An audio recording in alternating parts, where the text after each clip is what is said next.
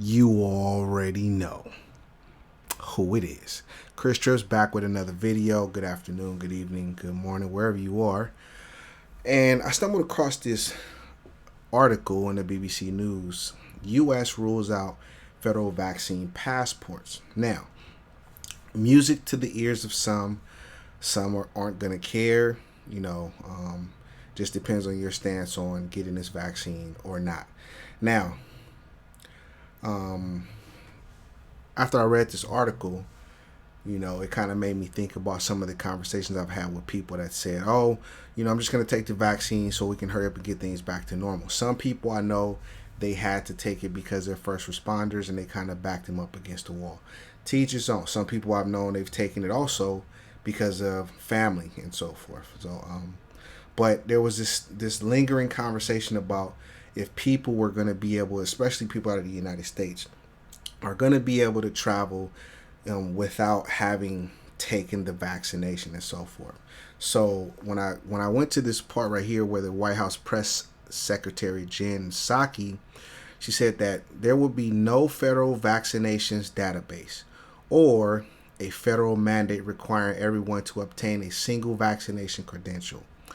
Our interest is very simple from the United States government, which is Americans' privacy and rights should be protected, and so that these symptoms are not used against them unfairly. So, there's still going to be issues with some countries. Some countries are not going to allow Americans to travel there at this point. They're not going to be able. They're not going to allow you to travel there unless you're vaccinated. Thailand is one of those countries. Thailand is one of those countries that if you don't vaccinate, you can still travel there. And I guess I misspoke because they'll allow you to travel there. The only thing is you have to quarantine for 14 days. They've lowered it from 14 to 10, and I think 10 to 7, depending on what country you're coming from. And, even if you've taken the vaccination, they still might make you quarantine for 7 days. I've read some articles. But this article, empty beaches, chained doors, surreal scenes in Phuket Island, pins reopening, hopes on the vaccine. Now, I've never been to Phuket. I've heard I got a lot of good things about it. Just never had the opportunity to go there. But I've been to Thailand. And when I was, looking at some of the vlogs and reading some of the articles, so in order for you to visit Thailand, you would have had to stay in one of those quarantine hotels. Those could range from anywhere from $800 to as high as $2,200. Now, out of all the vloggers that I've watched, I'll say 90% of them was staying in a hotel where they had to pay at least $1,500 American to $2,200. Now, these hotels provide you you got to take the test when you get there.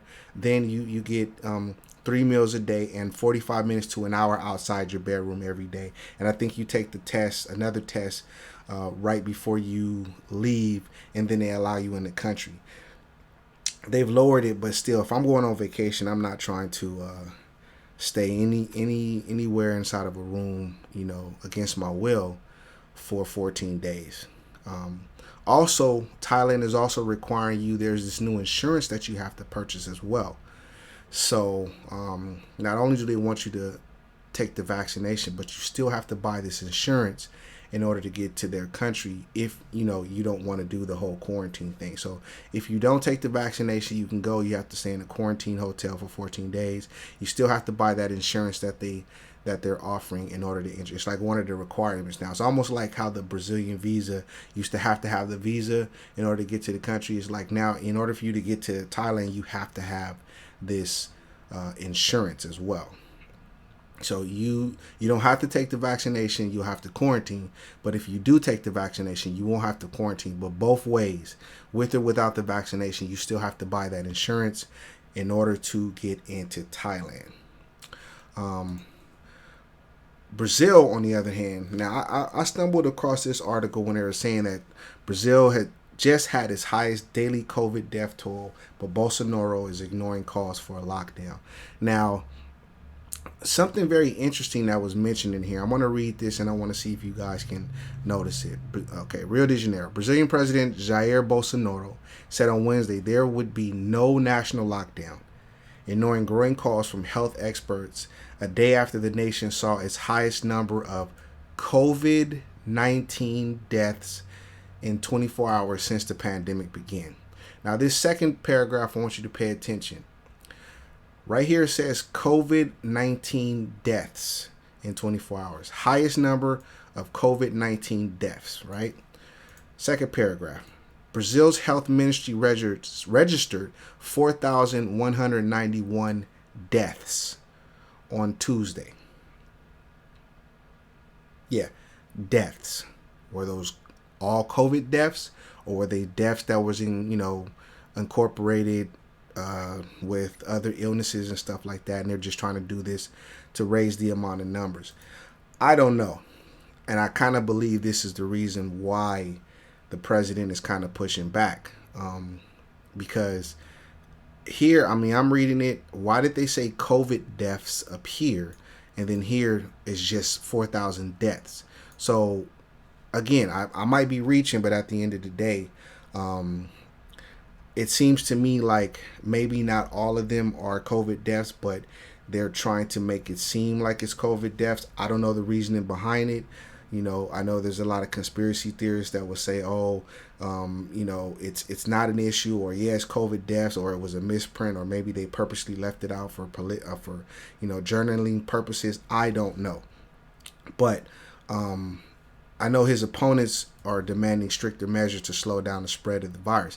Now, again, I notice how they talk about COVID deaths up here in 24 hours. They only say deaths here, and then spread of the virus down here. So which is it, So again, kudos to the Brazilian president, because at the end of the day, I think, he kind of knows something behind the scene, or, who knows, maybe it's a push to get everybody amped up to take vaccines, because in a lot of these countries, people aren't up to taking the vaccine. It's like, a lot of people are taking them, but then there's a whole lot of people that aren't taking them. So basically what I want to know is what the future of travel will be. Well, since the United States has decided to put a halt on these vaccines, what will other countries do? I know there was some countries in the Middle East that was trying to implement a digital a vaccine passport to allow travel. But what will this move that the United States made mean for other countries?